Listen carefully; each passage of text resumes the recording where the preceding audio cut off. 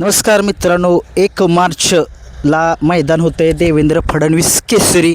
हे मैदान होते रेठरे या ठिकाणी. आपल्यासोबत अमोल पाटील आहेत, या मैदानाचे आयोजक. नमस्कार शेठ. नमस्ते. काय सांगाल, हे मैदान कशानिमित्त होते?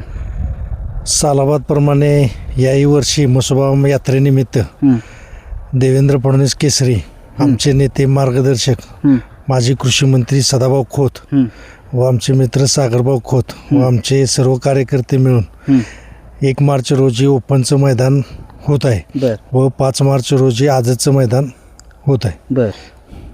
नमस्कार. नमस्कार.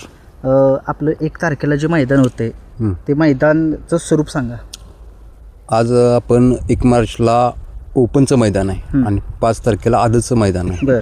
आणि जे मैदानात दोन पर्व झाले आपले ते बघता मैदानाचं स्वरूप फार सुंदर आहे. सगळ्यांना माहीत आहे, गाडा मालकांना. फार सुंदर फाटी आहे, थोडीशी उराड आहे मैदानाला आणि खाली रान व थोडंसं कसाचं आहे, पुढं कटनाचं रान आहे. हां, त्यामुळं कोणताही बैल किंवा कोणताही गाडा मालकांना काही या मैदानात अडचण येणार नाही. बक्षिसाचं स्वरूप काय? बक्षिसाचं स्वरूप आपलं ओपनचं मैदान आहे. प्रथम क्रमांक आहे 2,05,559. द्वितीय क्रमांक आहे 1,55,559. तृतीय क्रमांक आहे 1,05,559. चतुर्थ क्रमांक आहे 75,559. पंचम आहे 50,559. षष्टम आहे 35,559 आणि सातवा आहे 25,559. ओके. मैदानामध्ये क्वार्टर फायनलला काय बक्षीस? मैदानामध्ये क्वार्टर फायनलला प्रत्येक गाडी मालकाला 5,559 रुपये प्रत्येकाला. हां, 1 ते 7. 1 ते 7. मैदानाचे फाटीची लांबी किती आहे? फाटीची लांबी आहे 950 फूट. 950. आणि रुंदी 8,15 फूट आहे. दोन्ही बाजूला बॅरिकेड किती असेल? 800 फूट असेल. दोन्ही बाजूला 800 फूट. हां. बैलांना खाली थांबण्यासाठी पुरेशी जागा आहे का? पुरेशी जागा आहे, 10 गट खाली बसू शकतात. बरं. आणि पुढे थांबण्यासाठी जागा आहे का बैलांना? 550 फूट पुढं, आपल्या पट्टीच्या पुढं 550 फूट जागा थांबण्यासाठी आहे बैलांना. मैदानाचं लाईव्ह प्रक्षेपण कोणत्या चॅनलला असेल? P3 ला आहे, पवन यादव येरवडे. मैदानामध्ये समालोचक म्हणून कोण काम करते? सुनील मोरे, रणजित बनसोडे आणि भैया धुमाळ. बरं. मैदानामध्ये झेंडापंच म्हणून कोण काम करते? दानवडे बापू. हे मैदानाचं कितवं पर्व आहे? 3रं पर्व आहे. 3रं पर्व आहे. हे मैदान ओपनचं आहे. जे लांबून बैलगाडा मालक येणार आहे आदल्या दिवशी त्यांची राहण्याची वगैरे काय सुविधा? सोय केलेलं आहे. कारण काय माहिती आहे का, दोन्ही बाजूला भरपूर हे आहे, आपलं परिसर आहे, चांगलं वातावरण आहे, तुम्ही बघताय. आणि त्यामुळं काही अडचण नाही. इथं कितीही लांबून बैल आली तर त्यांना सगळ्या चारा पाण्याची आम्ही सोय करू. मैदानात तुम्ही बघितलं जे हॉटेल व्यावसायिक असतात त्यांना काय सांगा?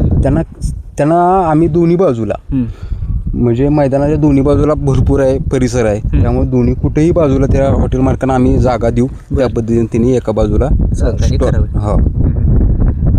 मैदानाचं लोकेशन काय आहे? आता SK इंटरनॅशनल स्कूल आहे. तिथून पुढं म्हसोबा मंदिर आहे.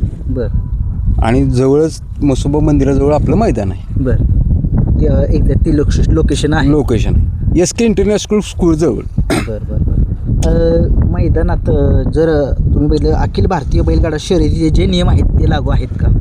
हे मैदान अखिल भारतीय बैलगाडा संघटनेच्या नियमानुसारच पार पाडण्यात येईल. मैदानामध्ये डॉक्टरांची टीम असेल का?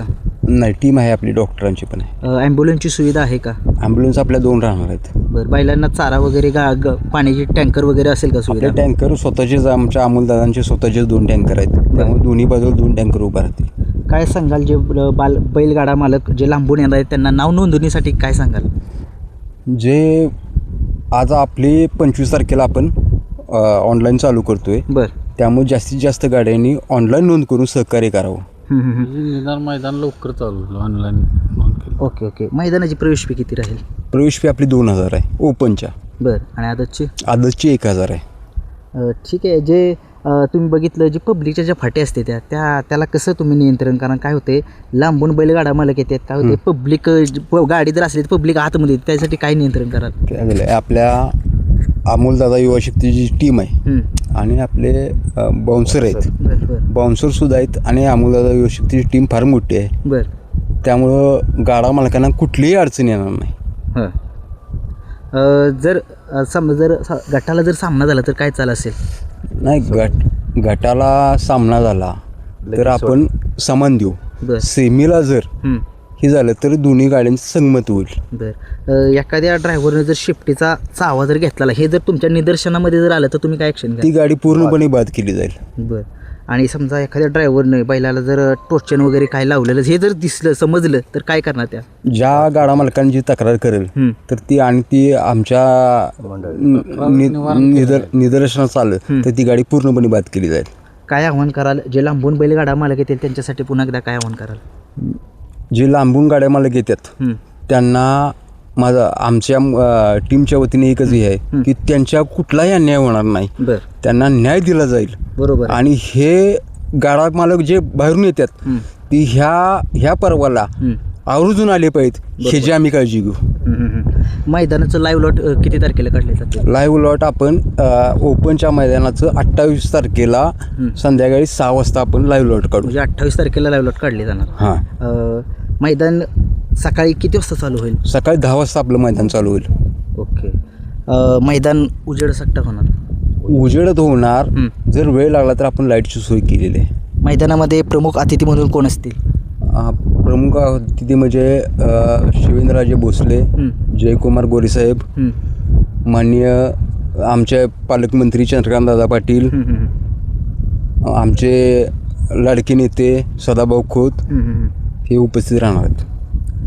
ठीक आहे मित्रांनो, मैदान 1 मार्चला होते ओपनचं आणि सगळ्या महाराष्ट्रातील बैलगाडा मालकांनी लवकरात लवकर नोंद करावी. नोंद जी आहे ते 25 तारखेपासून चालू आहे. धन्यवाद. धन्यवाद.